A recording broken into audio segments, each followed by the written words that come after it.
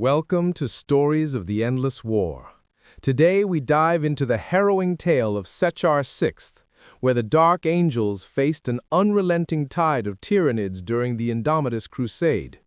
Discover how the First Legion, pushed to the brink of annihilation, resorted to forbidden weaponry that scorched an entire world, and how Roboute Guilliman himself descended to judge them amidst the ashes. Sit by the fire and immerse yourself in this saga of grim necessity, loyalty, and the unbroken legacy of the Emperor's firstborn sons. When word reached Guilliman that Sechar VI had been saved at a devastating cost, he resolved to witness the aftermath firsthand. Boarding one of the custode's personal vessels, he descended to the planet alongside Tribune Calhoun and 3 elite warriors.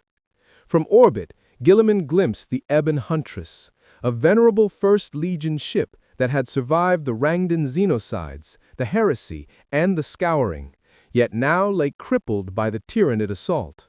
He understood how close the Imperium had come to losing a relic of its own history. Upon landing, Guilliman saw the planet reduced to ruin. The atmosphere was poisoned, the soil lifeless, Sechar VI rendered uninhabitable for millennia. Amid the wasteland, the survivors of the Dark Angels, a mere fifth of the chapter, stood in blackened armor and scorched robes, awaiting judgment. As Guilliman approached, the warriors knelt. Asteron, master of the Third Company, pledged his loyalty, asserting that their actions had been necessary. Guilliman's gaze lingered on their ancient relic weapons and the hulking automata standing behind them. Tribune Calhoun called it an abomination, a necessary evil that should never have walked the battlefield. Guilliman asked if it had truly been needed. Asteron answered with the calm certainty of one who knew no other choice existed. The stakes were monumental.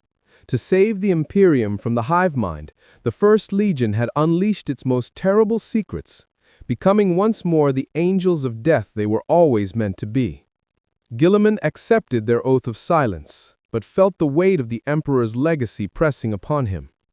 The truth of Sechar VI could not spread while the Imperium remained fragile. He ordered the destruction of records, erasure of data logs, and the redeployment or mind-wiping of witnesses. To the Imperium at large, Sechar VI would be remembered only as a world lost to a catastrophic reactor malfunction.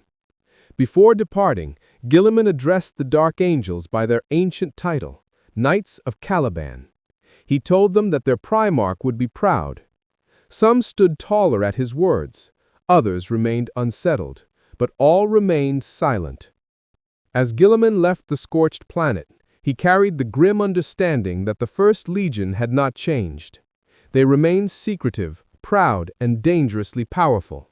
And though their secrets were preserved today, he could not ignore the thought that one day those secrets might ignite the Imperium anew.